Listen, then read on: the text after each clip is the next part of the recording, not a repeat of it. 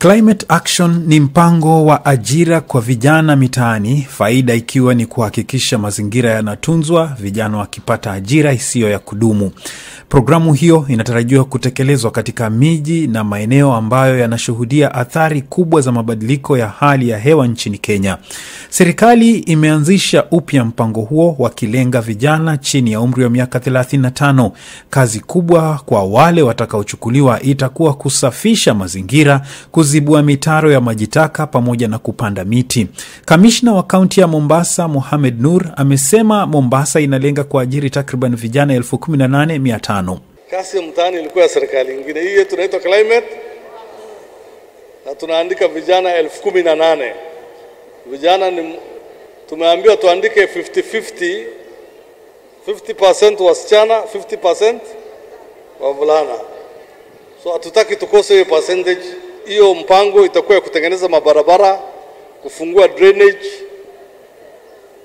na kutengeneza mambo ya mamiti nurseries. Lakini hasa kazi kubwa itakuwa barabara. Jana tumetengeneza work plan. Tayari jukwaa la kujisajili mitandaoni limetolewa na vijana wanaendelea kujisajili wakitumia simu zao. Kijana anahitaji nambari ya kitambulisho, anwani pepe, yaani email, na pia kuelewa anakotoka.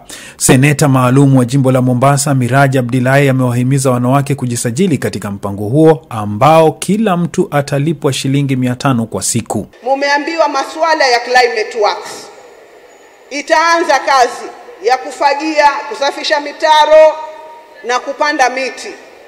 Kila siku utalipwa shilingi 500. Usisubiri ukasema Miraji atanitetea mimi andikwe.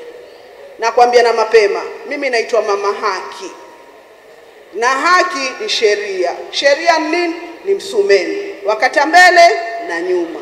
Madamu mumetangaziwa, nenda kajisajili. Hii si mara ya kwanza kwa serikali kutekeleza mradi wa ajira za mitaani. Mwaka 2021 maelfu ya vijana kutoka mitaa ya mabanda waliajiriwa na kujikimu kiuchumi wakati wa janga la corona.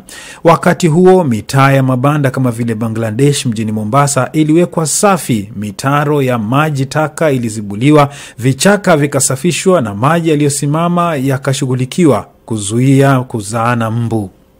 Kando na miji mikuu nchini, baadhi ya kaunti ambako programu hii inatarajiwa kutekelezwa ni Garissa, Isiolo, Kitui, Makueni, Wajir, Laikipia, Turkana na eneo la Ziwa Victoria. Collins Adede, Coco FM, Mombasa.